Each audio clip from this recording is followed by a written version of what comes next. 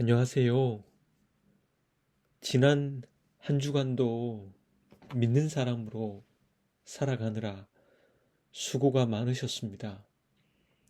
그 길을 걷는 교회 수요 묵상 사무엘 하 생각입니다. 사무엘 하는 총 24장까지입니다.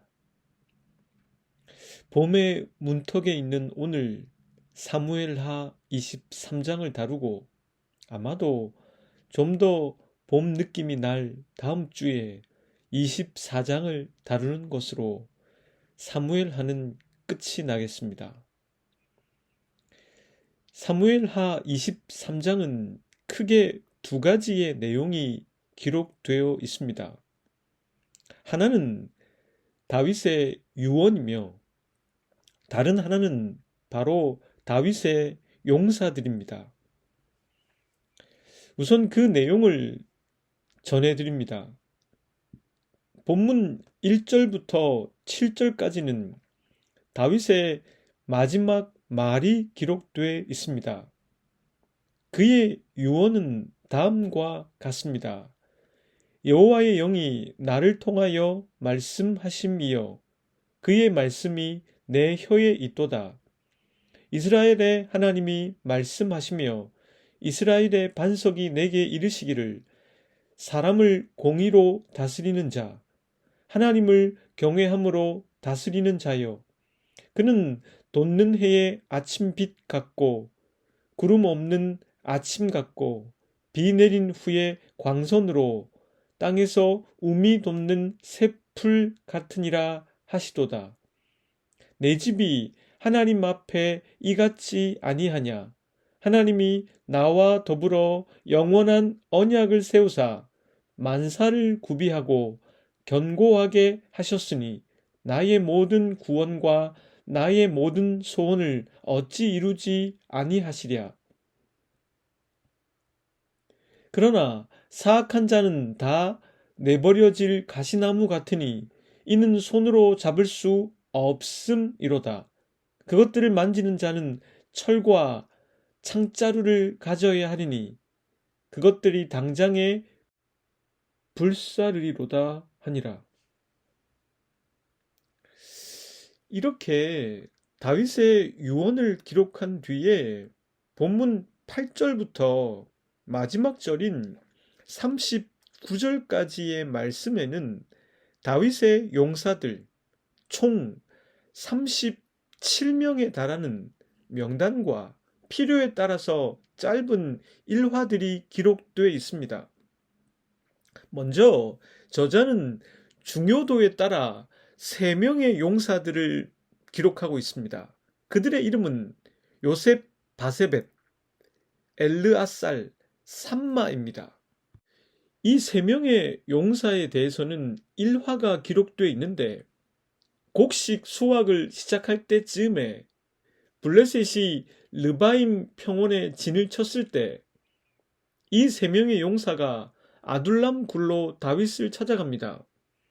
다윗은 간절히 자신의 소원을 말하는데 누가 베들레헴 성문 곁에 있는 우물물을 길어 마실 수 있게 해달라는 것이었습니다. 당시 블레셋 군대가 베들레헴에도 진을 치고 있을 때였습니다. 이 소원을 들은 3명의 용사는 블레셋 진을 뚫고 나가 베들레헴 성문 곁에 있는 우물물을 길어 다윗에게 바쳤습니다. 그러나 다윗은 이 우물물을 마시지 않고 주님께 부어 드리며 이렇게 하나님께 아뢰었습니다. 주님, 이 물을 제가 어찌 감히 마시겠습니까? 이것은 목숨을 걸고 다녀온 새 용사의 피가 아닙니까?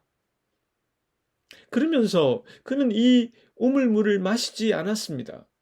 이 세 용사가 바로 그런 일을 한 사람들이었습니다. 그리곤 34명의 이름이 기록돼 있습니다. 요압의 이름은 직접적으로 기록되어 있진 않지만 요압의 이름을 넣어야 34명이 맞기 때문에 요압의 이름까지 적어 쭉 읽어보면 다음과 같습니다. 요압, 아비세, 분하야, 아사헬, 엘하난, 삼훗, 엘리가, 헬레스, 이라, 아비에셀, 무분네, 살몬, 마하레, 헬렙, 이떼, 분야야, hit대, 아비알몬, 아스바윗, 엘리아바, 요나단, 삼마, 아이암, 엘리벨렛, 엘리암, 헤스레, 바알레, 이갈, 바디, 셀렉, 나하레, 이라, 가렙, 우리야. 이렇게 앞선 3명의 용사와 나머지 34명을 합쳐 다윗의 용사는 총 37명이었습니다. 이 두 가지 본문의 내용을 통해서 저는 그 순서에 따라 다음 두 가지의 생각을 여러분들과 나누어 보고 싶었습니다. 첫째는 다윗의 유언이 우리들에게 전해주는 메시지입니다. 이것의 핵심은 본문 5절에 이렇게 기록되어 있습니다. 제가 이번에는 공동 번역으로 읽겠습니다. 야훼께서 나와 영원한 계약을 맺으시고 조목조목 잘 지켜주셨는데 하느님께서 붙드시는 나의 왕실이 어찌 흔들리랴. 하느님께서 나를 좋아하시어 번번이 구해 주셨는데 나의 왕실이 어찌 번성하지 않으랴.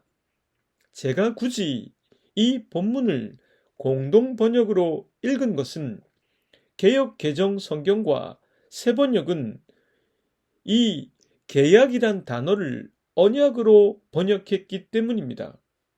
히브리어 원문을 보면 이 단어의 뉘앙스는 언약보다는 계약에 더 가깝습니다. 약속은 두 대상이 말로 어떤 것을 약속한다는 의미입니다. 언약도 약속과 유사한 의미를 갖고 있습니다. 그러나 계약은 다릅니다.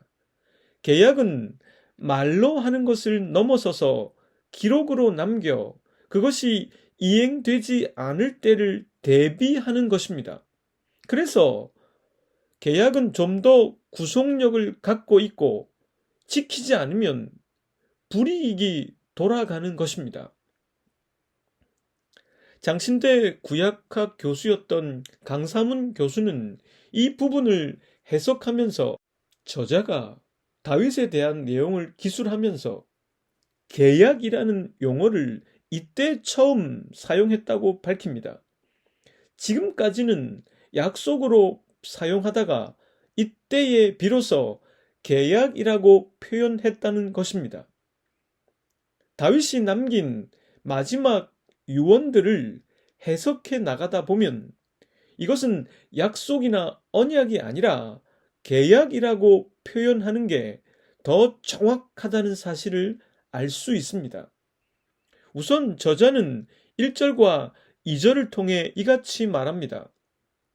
이는 다윗의 마지막 말이라 이새의 아들 다윗이 말함이요 높이 세워진 자 야곱의 하나님께로부터 기름 부음을 받은 자 이스라엘의 노래 잘하는 자가 말하노라. 여호와의 영이 나를 통하여 말씀하심이요 그의 말씀이 내 혀에 있도다. 다윗과 하나님과의 관계는 우선 하나님 편에서 먼저 시작되었다는 점입니다. 다윗의 노력, 열정, 패기, 군사적 전략, 통솔력 등 다윗의 인간적 탁월함에 의해서 그가 이스라엘의 왕이 된 것은 아닙니다. 그가 왕이 될 수 있었던 것은 오로지 작은 그를 하나님께서 택하셨기 때문입니다. 그것은 하나님의 주권적인 능력에 의한 것이었습니다. 다윗이 그의 인생을 통해서 경험한 것은 그 하나님께서 당신이 선택한 자를 왕으로 세우시고 다스리시며 보호하시고 돌보신다는 것이었습니다. 다윗은 그것을 뼈저리게 깨닫게 되었습니다.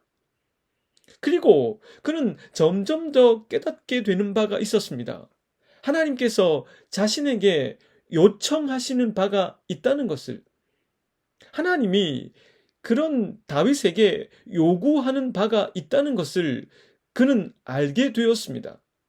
그것은 그러한 선택을 받은 자가 하나님을 경외하고 하나님께 봉사해야 한다는 것을 그도 알게 되었다는 것입니다. 다윗과 하나님과의 관계를 우리 각자와 하나님과의 관계로 잠시 치환해 보면 좋겠습니다. 하나님께서 당신의 주권으로 우리를 창조하셨습니다. 우리의 존재는 그러므로 우연히 생긴 것이 아니었습니다. 그것은 우리의 바람도 아니었습니다. 우리 각자는 지적 존재이신 하나님의 세밀한 창조 계획 안에 있습니다. 하나님은 우리를 창조하셨을 뿐만 아니라 우리를 선택하셨고, 우리가 어떤 삶을 살아가든 상관없이 우리를 사랑하시며 선한 곳으로 이끄시고 생명의 길로 이끄십니다. 그분의 사랑을 조금씩 느껴가는 우리는 하나님을 위해서 나도 뭔가를 해야 한다는 것을 깨닫게 됩니다. 다윗은 바로 이때 자신이 무엇을 해야 하는지 깨닫게 됐는데, 그것이 무엇인지는 본문 3절에 이렇게 기록되어 있습니다. 이스라엘의 하나님이 말씀하시며 이스라엘의 반석이 내게 이르시기를, 사람을 공의로 다스리는 자, 하나님을 경외함으로 다스리는 자요. 다윗은 자신에게 하나님께서 요구하시는 것이 있다는 것을 알게 되었습니다. 그것은 하나님을 경외하는 것입니다. 그리고 그 하나님 경외가 기초가 되어 정의와 공의를 행하는 사람이 되어야 한다는 것이었습니다. 즉, 하나님의 주권적 능력으로 자신을 선택하신 것에 반응하여 하나님을 경외하며 하나님의 도덕적 요구에 부응하는 것이 자신이 해야 할 일임을 깨달았다는 것입니다. 그에게 주어진 정치적 힘, 제왕의 권능, 왕이라는 이 직위는 사실 별게 아닙니다. 만약 그것을 남용하거나 그것을 통해서 하나님께서 하시고자 하는 일에 관심이 없다면 예수님의 비유처럼 그 달란트는 빼앗아 10달란트 가진 자에게 주고 말 것입니다. 사울의 왕위를 빼앗아 다윗에게 준 것처럼 말입니다. 중요한 것은 하나님께서 자신에게 요구하시는 다윗 자신의 책임과 의무를 이행해야 한다는 것입니다. 다윗은 이것이 바로 첫째는 하나님을 경외하는 것이요, 둘째는 그 하나님을 경외하는 것을 기초로 백성을 정의롭고 공의롭게 통치하는 것임을 알았습니다. 이것은 같이 갈 수밖에 없습니다. 하나님께서 내가 가장 행복하고 선할 수 있도록 나에게 베풀어 주신 은총과 선택을 아는 사람이라면 하나님을 진지하게 대하게 됩니다. 하나님을 진지하게 대하는 사람은 하나님의 도덕적 요구에 부응하게 됩니다. 다윗은 그 요구에 부응하지 못하게 되면 어떻게 되는지 잘 알고 있었습니다. 본문 6절과 7절 말씀입니다. 그러나 사악한 자는 다 내버려질 가시나무 같으니 이는 손으로 잡을 수 없음이로다. 그것들을 만지는 자는 철과 창자루를 가져야 하리니 그것들이 당장에 불살라지리로다 하니라. 다윗은 자신이 갖고 있는 제왕적 직위가 중요한 게 아니라는 사실을 알고 있었습니다. 왜냐하면 그것은 자신의 노력이나 선택에 의해서 획득된 게 아니기 때문입니다. 그것은 하나님의 선택에 의해서 자신에게 주어진 것이었습니다. 그랬기에 그는 그 직위보다 더 중요한 것이 바로 왕으로서 하나님을 진지하게 경외하는 것이며 하나님의 도덕적 요구에 응답하는 것임을 알았습니다. 우리는 이 점을 간과할 때가 많습니다. 높은 지위와 신분을 얻으면, 성공하면 마치 다 된 것인 양 착각할 때가 있습니다. 그것을 얻기까지 자신의 노력이 많았다면 더욱더 그런 생각은 심화됩니다. 내가 이룩한 것이니 누려도 상관없다는 식입니다. 그런 사람은 자신의 부도덕하고 비도덕적인 부분조차 그런 성공 뒤에 감추어 버립니다. 허나 다윗은 그러질 않았습니다. 그는 하나님을 경외했고 하나님의 도덕적 요구에 응답하려고 노력을 했습니다. 밧세바를 범하고 쓴 다윗의 시로 알려진 시편 51편은 다음과 같은 내용인데 이 내용을 읽어 나가다 보면 다윗이 얼마나 하나님의 도덕적 요구에 응답하려고 노력했는지 알 수 있습니다. 하나님이여 주의 인자를 따라 내게 은혜를 베푸시며 주의 많은 긍휼을 따라 내 죄악을 지워주소서. 나의 죄악을 말갛게 씻으시며 나의 죄를 깨끗이 제하소서. 무릇 나는 내 죄과를 아오니 내 죄가 항상 내 앞에 있나이다. 내가 주께만 범죄하여 주의 목전에 악을 행하였사오니 주께서 말씀하실 때에 의로우시다 하고 주께서 심판하실 때에 순전하시다 하리이다. 내가 죄악 중에 출생하였으며 어머니가 죄 중에서 나를 잉태하였나이다. 보소서 주께서는 중심이 진실함을 원하시오니 내게 지혜를 은밀히 가르치시리이다. 우슬초로 나를 정결하게 하소서. 내가 정하리이다. 나의 죄를 씻어주소서. 내가 눈보다 희리이다. 내게 즐겁고 기쁜 소리를 들려주시사 주께서 꺾으신 뼈들로 즐거워하게 하소서.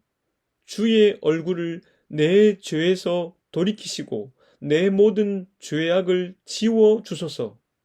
하나님이여 내 속에 정한 마음을 창조하시고 내 안에 정직한 영을 새롭게 하소서. 그러하기에 하나님과 다윗의 관계는 약속의 관계를 넘어서서 계약의 관계입니다. 연약한 우리가 약속 정도로는 행복과 생명의 길에서 빗나갈 가능성이 높으니 계약까지 맺으신 것입니다. 둘째 생각은 용사 37명과 일화를 통해서 우리들에게 주시는 메시지입니다. 우선 저자는 다윗의 용사를 왜 3명과 나머지 34명으로 구분했을까요? 3명에 관한 일화를 통해서 볼 때 이 3사람은 다윗 군대에 있어서 용기와 충성의 모델로 보여집니다. 또한 이 3명의 용사는 주로 다윗이 왕이 된 초기에 활동한 사람들로 보여집니다. 그러므로 이 세 명의 용사는 초기 다윗의 시대인데 아직 군주국의 체계와 조직이 갖추어지지 않았을 때 그들은 다윗에게 진심으로 충성을 다하고 용감한 사람들이었다는 것입니다. 다윗은 그런 그들을 의지했다는 것입니다. 시스템이 갖추어지지 않은 상황 속에서 믿을 만한 자신의 사람들을 기용하고 그들에게 권한을 주는 것은 어쩌면 다윗 입장에서 당연한 수순이었을 것입니다. 다윗의 고향인 베들레헴 근처 우물물을 길어다 다윗에게 바친 그들의 일화를 읽다 보면 다윗이 그 세 명의 용사를 얼마나 믿었으면 그런 개인적인 부탁을 꺼리낌 없이 할 수 있었을까 생각해 보게 됩니다. 또한 그때의 다윗은 고향에 대한 향수를 지닌 순수한 한 인간의 모습도 엿볼 수 있습니다. 세 명의 용사가 길러다 준 고향 베들레헴의 우물물을 마시지 않고 분명히 마시고 싶었을 텐데 하나님께 바치는 행위는 초기에 다윗이 어떤 사람인지 보여줍니다. 그는 부하들의 목숨을 건 희생으로 얻은 고향의 물을 자신보다 더 높은 존재이신 하나님께 드림으로써 그 희생이 무엇을 위해 사용되어야 하는지 다윗은 그 점을 잊지 않고 있었다는 것입니다. 그가 이 물을 하나님께 바치며 아는 내용이 본문 17절에 이렇게 기록되어 있습니다. 이르되 여호와여 내가 나를 위하여 결단코 이런 일을 하지 아니하리이다. 이는 목숨을 걸고 갔던 사람들의 피가 아니니까 하고 마시기를 즐겨하지 아니하리라. 세 용사가 이런 일을 행하였더라. 후기로 갈수록 다윗은 왕권의 확립에 따라서 이런 세 명만이 아니라 용사들을 더 많이 얻게 되고 더 조직화된 체계를 갖추게 됩니다. 34명의 용사들은 바로 그들을 뜻합니다.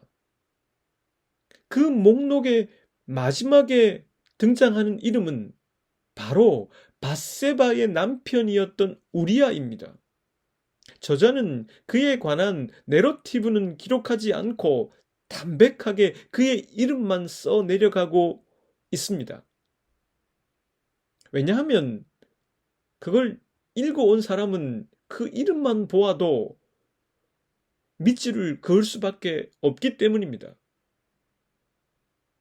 독자는 후기 다윗이 강력한 왕권을 등에 업고 어떻게 변해갔는지 어렵지 않게 파악할 수 있습니다.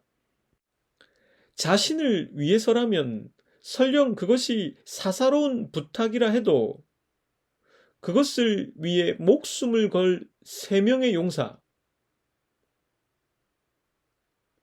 그런데 다윗은 그들의 희생마저도 자신을 위한 것이 아니라 하나님을 위한 것이 되어야 한다고 말하고 행동하고 생각할 수 있었던 사람이었습니다. 이때의 다윗이 참 반갑고 또 그리운 시절을 우리가 살고 있지 않나 싶습니다. 설령 사람들이 자신의 위대함에 찬양과 경배 그리고 헌신을 보낸다고 해도 찬양받으려 하지 않고 오히려 그들의 헌신과 찬양을 하나님께 드려야 한다고 정조준 할 수 있는 사람, 그런 목사님들이 절실한 상황입니다. 그런 사회 지도자들이 절실한 상황입니다.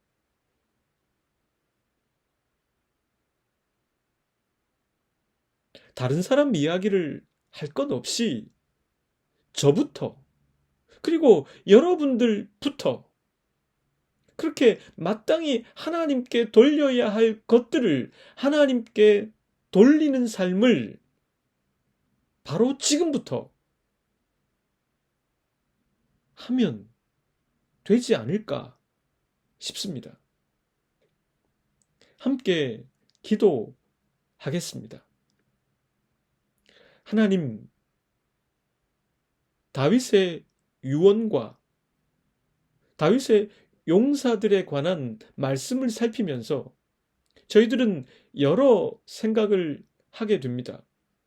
저희가 지금 향유하고 있는 게 바로 당신의 통치하심 때문이라는 사실을 정확히 알아 마땅히 당신께 드려야 할 것을 당신께 드리는 사람들이 되게 해 주십시오.